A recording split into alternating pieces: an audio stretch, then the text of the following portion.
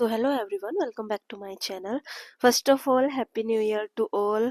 आज है 1 जनवरी 2025 और नीट के एग्ज़ाम में बचे हैं सिर्फ 4 महीने। इन 4 मंथ में हमें एकदम अच्छे से अपनी प्रिपरेशन करनी है, जिससे कि हमारा सिलेक्शन इजीली हो जाए और फिर हमें भी डॉक्टर बनने का एक अच्छा मौका मिल जाए।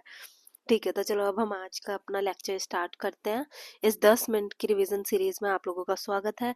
और लेक्चर स्टार्ट करने से पहले आप प्लीज़ मेरे इस छोटे से यूट्यूब चैनल को आप प्लीज़ इसको सब्सक्राइब कर लीजिएगा और हम आज का लेक्चर अपना स्टार्ट करते हैं।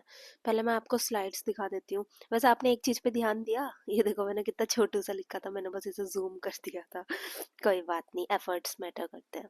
हाँ, तो देखो ये फर्स्ट स्लाइड है, ये सेकंड, ये थर्ड एंड फोर्थ। अभी हम देखते हैं कि हम इस 10 मिनट के लेक्चर में सिर्फ इलेक्ट्रोस्टैटिक्स पढ़ा पाएंगे या फिर अगर हो पाएगा तो मैं इसमें पोटेंशियल वाला टॉपिक भी कवर करने की कोशिश करूंगी। तो अब इसमें हम स्टार्ट करते हैं। पहली चीज़ आती है इसमें इलेक्ट्रिक चार्ज। इलेक्ट्रिक चार्ज में आपको ये ध्यान रखना है, ये इंट्रिंसिक प्रॉपर्टी है। लाइक चार्ज रिपेल करेंगे, अनलाइक अट्रैक्ट करेंगे। कंजर्वेशन ऑफ चार्ज में ये होता है कि किसी भी आइसोलेटेड सिस्टम का जो टोटल चार्ज होता है वो हमेशा कांस्टेंट रहता है। उसके बाद क्वांटाइजेशन ऑफ चार्ज में भी वो पूछ लें, क्योंकि इसका ये जो फॉर्मूला होता है ये थोड़ा इंपॉर्टेंट कंसिडर किया जाता है, क्योंकि आजकल स्टेटमेंट वाइज क्वेश्चंस आने लगे हैं नीट में। ठीक है, यानी कि Q is equals to plus minus n e. N यहाँ पे कभी भी डेसिमल में नहीं होता है, इस चीज़ का आपको ध्यान रखना है। ठीक, अब हम नेक्स्ट पॉइंट पे चलते हैं। फिर इसके बाद आता है अब चार्जिंग बाय कंडक्शन और चार्जिंग बाय इंडक्शन। कंडक्शन में कॉन्टैक्ट के थ्रू हम चार्ज का डिस्ट्रीब्यूशन कराते हैं और इंडक्शन में हम कॉन्टैक्ट नहीं कराते हैं। Next is Coulomb's law. Coulomb's law बहुत इंपॉर्टेंट है, मतलब बहुत ज़्यादा इंपॉर्टेंट। कुलम्ब्स लॉ तो मतलब इससे बहुत क्वेश्चंस आते हैं। इसका ये जो सिंपल सा फॉर्मूला है आपको ये याद रखना है। इस सिंपल से फॉर्मूला पे इतने ज़्यादा क्वेश्चंस पूछे जाते हैं जिनका आपको अंदाजा भी नहीं होगा। ये रहा वो, यानी कि F इज इक्वल्स टू के Q1 Q2 bye are square. इस फॉर्मूले को आपको याद रखना है। फिर इसके बाद कुछ प्रॉपर्टी है कि फोर्स जो एक चार्ज दूसरे पे लगाता है वही दूसरा पहले पे लगाता है, बस उनकी डायरेक्शंस डिफरेंट होती है। फिर के की आपको फॉर्मूला याद रखना है कि k is equals to 1/4 pi epsilon not, where epsilon not is the permittivity of medium. और एक चीज और ध्यान रखनी है कि परमिटिविटी ऑफ मीडियम हमेशा ज्यादा होती है एप्सिलॉन नोट से। एप्सिलॉन नोट क्या है यहाँ पे? एप्सिलॉन नोट है परमिटिविटी ऑफ एयर। अब एक चीज बताओ, हमेशा मीडियम की परमिटिविटी अगर एयर की परमिटिविटी से ज्यादा होगी तो कहीं ना कहीं एयर की परमिटिविटी कम है, जिसकी वजह से उसका के बड़ा होगा। के बड़ा होगा तो एयर में फोर्स हमेशा मैक्सिमम लगेगी। ठीक है, वही हमने नेक्स्ट लाइन में यहाँ पे लिखा है कि फोर्स क्या होती है? मैक्सिमम होती है एयर में। उसके बाद के की और एप्सिलॉन नोट की वैल्यू और उनकी यूनिट्स आप जरूर याद रखिएगा, क्योंकि कहीं ना कहीं हम सोच लेते हैं कि ये क्वेश्चन ईजी है, बट ये इजी क्वेश्चन ही पूछ लिए जाते हैं। नेक्स्ट पॉइंट जो इसमें हमें याद रखना है वो है मैक्सिमम फोर्स वाला। ये नॉर्मली पूछ लिया जाता है कि हमारे पास एक चार्ज है, हम उसे कैसे डिवाइड करें कि फिर उससे मैक्सिमम फोर्स लगे, तो हमें उसको हाफ हाफ कर देना है। प्रिंसिपल ऑफ सुपरपोजिशन पे डायरेक्ट क्वेश्चंस आते हैं। इसमें कुछ नहीं है, ये है कि अगर एक चार्ज का हमारे पास ग्रुप है तो अगर हम उसका मतलब अगर हमें उसका नेट निकालना है तो उन पर लगने वाली फोर्सेस का हमें सम कर देना है। मेंटोज मेथड में सिर्फ इतना बताया गया है कि अगर एक प्लस क्यू चार्ज दो पॉजिटिव क्यू के बीच में है तो वो इक्विलिब्रियम में रहेगा और उसमें भी स्टेबल इक्विलिब्रियम में।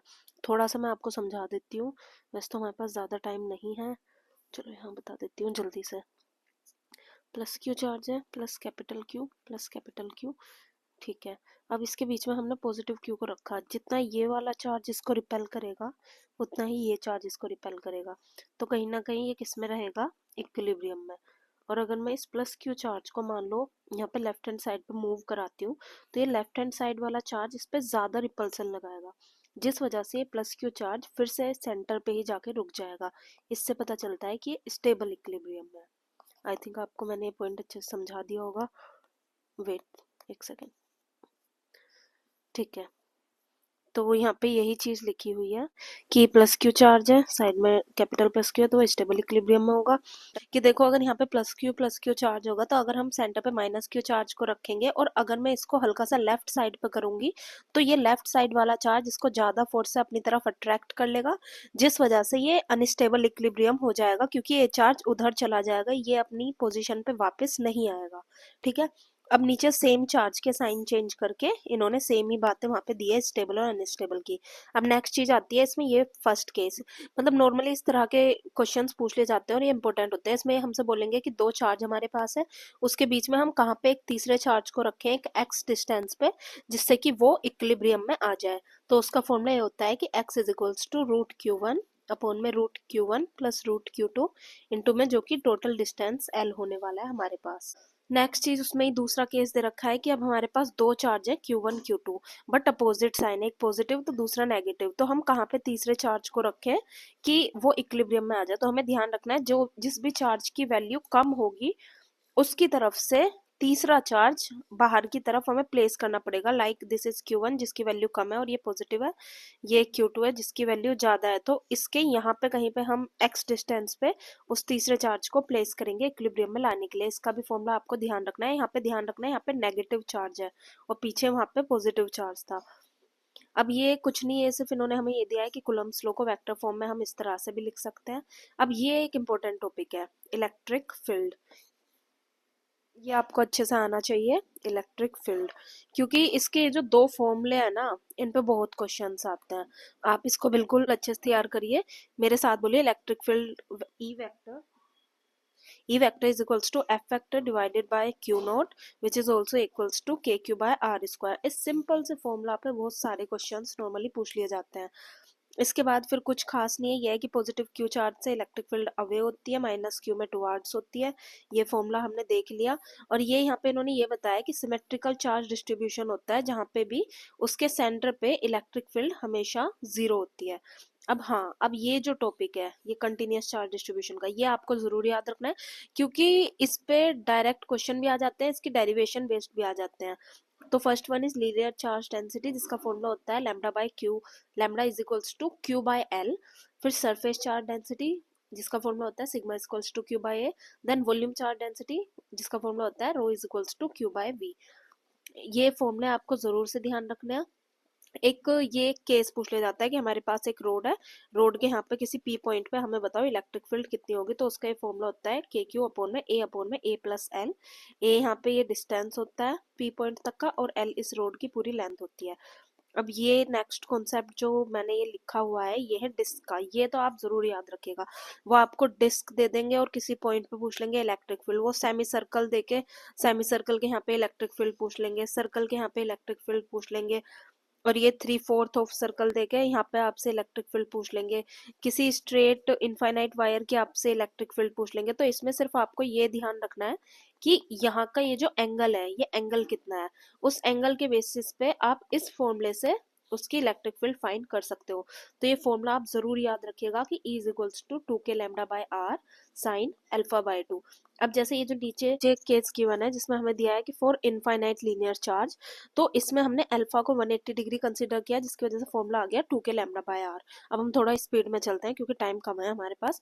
अब सेमी इनफाइनाइट लीनियर चार्ज के लिए अल्फा इज बिकम्स 90 डिग्री जिसकी वजह से यहाँ पे साइन अल्फा बाय 2 45 डिग्री की वैल्यू 1/√2 आ जाती है और उसे सोल्व करके फॉर्मूला आ जाता है 2k lambda by r. Next is uniformly charge ring, ये एक इंपॉर्टेंट टॉपिक है, इसे थोड़ा अच्छे से आप पढ़िएगा क्योंकि इसका ये जो फॉर्मूला है ना ये बहुत पूछा जाता है। मतलब डायरेक्ट वो फॉर्मूला भी आपसे पूछ लेंगे, ये जो फॉर्मूला गिवन है, और ये डायग्राम भी। इसमें एक चीज ध्यान रखो, पता है इलेक्ट्रोस्टैटिक्स में जो ग्राफ गिवन है, जैसे ये ग्राफ गिवन है, आगे इलेक्ट्रिक फील्ड के और भी ग्राफ्स आपको गिवन होंगे, तो वो सभी ग्राफ आप पे आने चाहिए क्योंकि ग्राफ के क्वेश्चंस नीट में पूछे जाते हैं। तो ये फॉर्मूला आपको याद रखना है के क्यू एक्स अपॉन में x square plus r square की पावर 3/2। और ये ध्यान रखना है कि इलेक्ट्रिक फील्ड मैक्सिमम होती है जहाँ पे एक्स की वैल्यू प्लस माइनस r/√2 होती है। और ये जो आपको ग्राफ गिवन है ये पूरा ग्राफ आपको अच्छे से आना चाहिए और r/√2 पे इलेक्ट्रिक फील्ड की वैल्यू क्या होगी, मैक्सिमम। नेक्स्ट अब इन्होंने हमें बताया कि अगर इलेक्ट्रिक फील्ड इस डायरेक्शन में और मान लो प्लस क्यू चार्ज यहाँ पे और यहाँ पे माइनस क्यू, तो कौन किस तरफ मूव करेगा। हमें पता है इलेक्ट्रिक फील्ड पॉजिटिव चार्ज से नेगेटिव चार्ज की तरफ होती है, तो ये नेगेटिव की तरफ अट्रैक्ट होगा और माइनस क्यू वाला पॉजिटिव की तरफ। नेक्स्ट चीज है यहाँ पे इलेक्ट्रिक फील्ड लाइन्स की कुछ प्रॉपर्टी। तो प्रॉपर्टी हमें पता है पॉजिटिव से अवे होता है, नेगेटिव के टुवार्ड्स होता है, ये कभी भी क्लोज लूप फॉर्म नहीं करते हैं। और जो नंबर ऑफ लाइन्स होते हैं वो कहीं ना कहीं मैग्नीट्यूड के प्रोपोर्शनल होती है, और जहाँ पे डेंसिटी ज्यादा होती है इलेक्ट्रिक फील्ड की वहाँ पे हम ऐसा कंसिडर करते हैं कि वहाँ पे इलेक्ट्रिक फील्ड ज़्यादा होगी, और इलेक्ट्रिक फील्ड लाइंस कभी भी इंटरसेक्ट नहीं करती हैं आपस में। और ये वाला एक पॉइंट थोड़ा इंपॉर्टेंट है कि हमारे पास एक कंडक्टर है, तो कंडक्टर के सेंटर से इलेक्ट्रिक फील्ड निकलती हुई महसूस होती है, अंदर इलेक्ट्रिक फील्ड होती नहीं है, होती बाहर ही है, और वो परपेंडिकुलर होती है सरफेस के, बट वो ऐसा महसूस होती है कि वो कहीं ना कहीं किसी भी मेटेलिक कंडक्टर के सेंटर से निकल रही है। इस चीज का आपको जरूर से ध्यान रखना है। इससे हमें एक चीज पता चली कि जब भी हमारे पास एक कंडक्टिंग बॉडी होगी, उसके सेंटर पे या फिर उसके इनसाइड इलेक्ट्रिक फील्ड क्या होगी हमारे पास, जीरो, और बाहर होगी परपेंडिकुलर टू द सरफेस। ठीक है। अब नेक्स्ट टॉपिक हमारे पास आता है इलेक्ट्रिक डाइपोल। इलेक्ट्रिक डाइपोल भी एक इंपॉर्टेंट टॉपिक में कंसिडर होता है।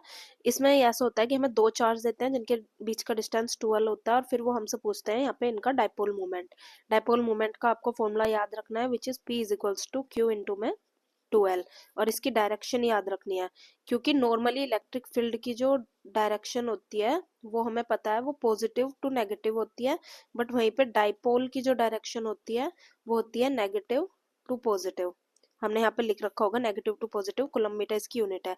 अब इसमें पहला केस आता है कि किसी भी डाइपोल की एक्सिस पे इलेक्ट्रिक फील्ड क्या होगी, तो उसका फॉर्मूला होता है electric field on the axis of dipole is 2kp by r cube. Actual formula ये है, तो इस फॉर्मूले को भी आप याद रखिएगा, क्योंकि ये वाला फॉर्मूला एनसीईआरटी में गिवन है, और एनसीईआरटी में गिवन सभी चीजें इंपॉर्टेंट होती हैं, बट मेनली क्वेश्चंस में ये वाला फॉर्मूला लगता है, क्योंकि ऐसा हम कंसिडर करते हैं कि r यहाँ पे l से बहुत ज्यादा बड़ा है। अब इसी में सेकंड केस आता है, इक्वेटोरियल लाइन पे अगर कोई पॉइंट हो डाइपोल के, तो हम उस पे इलेक्ट्रिक फील्ड कैसे निकालेंगे, उसका फॉर्मूला होता है minus k p vector by r cube, और इस केस में इलेक्ट्रिक फील्ड और डाइपोल की डायरेक्शंस अपोजिट होती हैं, जरा अपोजिट इन डायरेक्शन, इसलिए हमने यहाँ पे नेगेटिव लगाया है।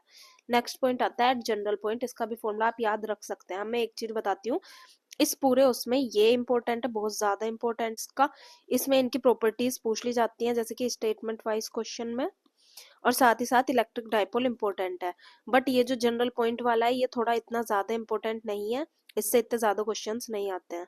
अब हम आगे बढ़ते हैं। अब हम पूछते हैं कि एक केस पे जिसपे ये होता है force on electric dipole in uniform electric field. For example अब हमारे पास ये यूनिफॉर्म इलेक्ट्रिक फील्ड है, इसमें हमने एक इलेक्ट्रिक डाइपोल को ऐसे रख दिया है, एक तरफ माइनस क्यू चार्ज होगा, एक तरफ प्लस क्यू पे फोर्स इस साइड लगेगी, माइनस क्यू पे इस साइड, तो ओवरऑल जो एफ नेट होगा वो यहाँ पे क्या हो जाएगा, जीरो।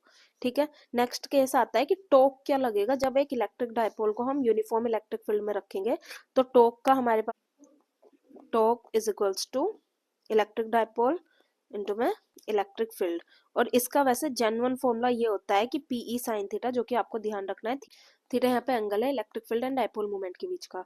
अब नेक्स्ट चीज जो यहाँ पे आती है, एक सेकेंड, नेक्स्ट जो यहाँ पे आती है वो आता है अब यहाँ पे नॉन यूनिफॉर्म इलेक्ट्रिक फील्ड में इलेक्ट्रिक डाइपोल। इसमें आपको मेन चीज ये ध्यान रखना है कि इसमें फोर्स और टॉर्क में से कोई भी जीरो हो सकता है in non uniform electric field. ये क्वेश्चन अभी 4-5 साल पहले नीट में भी पूछा गया था एक स्टेटमेंट के through. Next topic is area vector. Area vector में हमें ये ध्यान रखना है कि हमारे पास कोई भी अगर सरफेस होगा तो एरिया वेक्टर उस सरफेस के परपेंडिकुलर होता है, और ये एक वेक्टर क्वांटिटी होती है, ये हमेशा आउटवर्ड होता है और नॉर्मल होता है। अब आया हमारा एक important topic, that is electric flux. Electric flux देखो भाई अपना अच्छे से प्रिपेयर कर लेना, क्योंकि इससे तो बहुत क्वेश्चंस आते हैं घूम फिर के। इलेक्ट्रिक फ्लक्स का फॉर्मूला होता है phi is equals to E vector dot A vector which is also equals to E A cos theta, जहाँ पे कि थीटा एंगल होता है एरिया वेक्टर और इलेक्ट्रिक फील्ड के बीच का। तो इस फॉर्मूले को जरूर से ध्यान रखना, और एक ये ध्यान रखना कि किसी भी 3D सरफेस पे जैसे कि कोई भी क्यूब या स्फेयर, उसमें नेट इलेक्ट्रिक फ्लक्स हमेशा जीरो होता है। Next page. अब हम पहुंचे गॉस लॉ पे। भाई देखो गॉस लॉ बहुत बहुत बहुत इंपॉर्टेंट है, क्योंकि इस पे पता है क्वेश्चन कहाँ फंसाते हैं, हमेशा ज्यादातर क्यू इन साइड पे फंसा देंगे या फिर इलेक्ट्रिक फील्ड पे, क्योंकि इसके दो फॉर्मूले अभी हमने पढ़े हैं। पहला फॉर्मूला अब इसका ये हो गया कि फाई नेट जो होता है उसका फॉर्मूला होता है कितना चार्ज इनसाइड है अपॉन में एप्सिलॉन नॉट, और उसी को ही अगर हम इलेक्ट्रिक फील्ड से रिलेट करें तो q net is equals to E vector dot d A vector which is also equals to q inside by epsilon not. अब यहाँ पे कुछ प्रॉपर्टीज होती हैं गॉस लॉ की। अब देखो मैंने बोला कि यहाँ पे वो क्वेश्चन कहाँ फंसाते हैं, चार्ज इनसाइड पे। तो एक चीज ध्यान रखो कि गॉस लॉ हमें ये बताती है कि जो फ्लक्स होता है, इलेक्ट्रिक फ्लक्स, वो डिपेंड करता है कि कितना चार्ज उस गॉसियन सरफेस के अंदर प्रेजेंट है। तो वो ना तो साइज पे डिपेंड करेगा उस सरफेस के और ना ही उसकी शेप पे।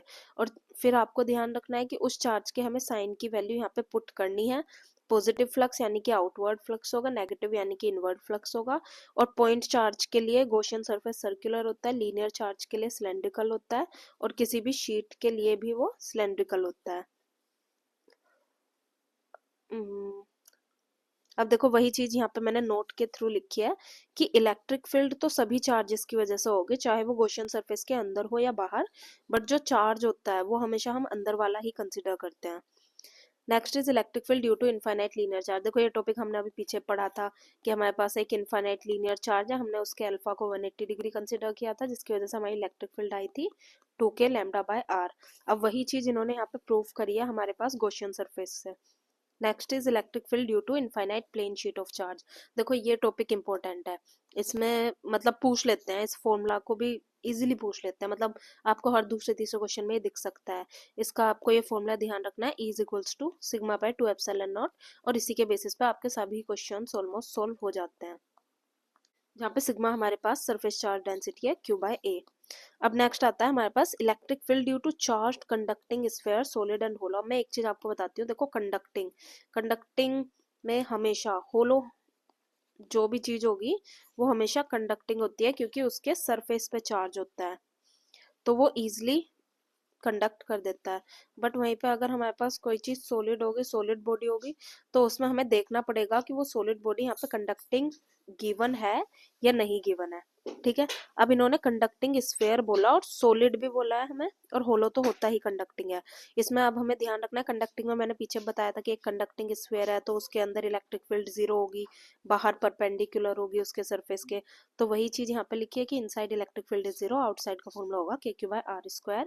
और ये ग्राफ बहुत इंपॉर्टेंट है, आपको जरूर ध्यान रखना है कि इनसाइड 0 और बाहर इनवर्सली प्रोपोर्शनल।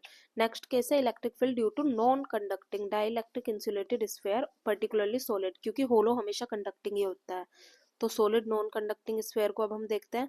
इसमें आउटसाइड तो सेम होती है इलेक्ट्रिक फील्ड, बट यहाँ पे इनसाइड भी इलेक्ट्रिक फील्ड प्रेजेंट होती है, जिसका फॉर्मूला होता है KQ/R/R3। अब यहाँ पे इलेक्ट्रिक फील्ड डायरेक्टली प्रोपोर्शनल है स्मॉल r के, तो वो डायरेक्टली प्रोपोर्शनल है, और देन इनवर्सली प्रोपोर्शनल। ग्राफ्स आपको जरूर ध्यान रखना है, मैं फिर बता रही हूँ, ग्राफ इलेक्ट्रोस्टैटिक्स में पूछे जाते हैं। तो अब हम आ चुके हैं पोटेंशियल डिफरेंस पे, तो मुझे लगता है कि शायद आज का लेक्चर हमें यही कंप्लीट कर देना चाहिए, क्योंकि हमारे 10 मिनट से ज़्यादा हो चुके हैं। और हमने आज पूरा इलेक्ट्रोस्टैट का, हमने अपना पूरा फर्स्ट चैप्टर जो था वो अब हमने ऑलमोस्ट अपना रिवाइज कर ही लिया। तो आज आपने ये लेक्चर देखा, अब इसके बाद आप ये शॉर्ट नोट्स से एक बार गो थ्रू करना अच्छे से, और फिर इसके बाद अपने PYQ सोल्व करना। मैं फिर बता रही हूँ, किसी और एक्स्ट्रा क्वेश्चंस पे अभी जाने की जरूरत नहीं है। फिजिक्स में लिमिटेड क्वेश्चंस आते हैं, अगर सिलेक्ट होना है तो मेन चीजों पे ध्यान दो, मेन चीज जैसे कि यहाँ पे PYQ है आपके, तो इस टाइम पे अब अपने PYQ सोल्व करना। अगर आपको PYQ में कोई डाउट आ रहा है तो मैंने आपको चैनल बताया है, या फिर आप खुद यूट्यूब पे से देख सकते हैं कि काफ़ी चैनल है जो कि PYQ सोल्व करवा रखा है टीचर्स ने, आप उनसे अपना डाउट क्लियर कर सकते हैं। तो आज की वीडियो में यही ख़त्म करती हूँ। Thank you everyone.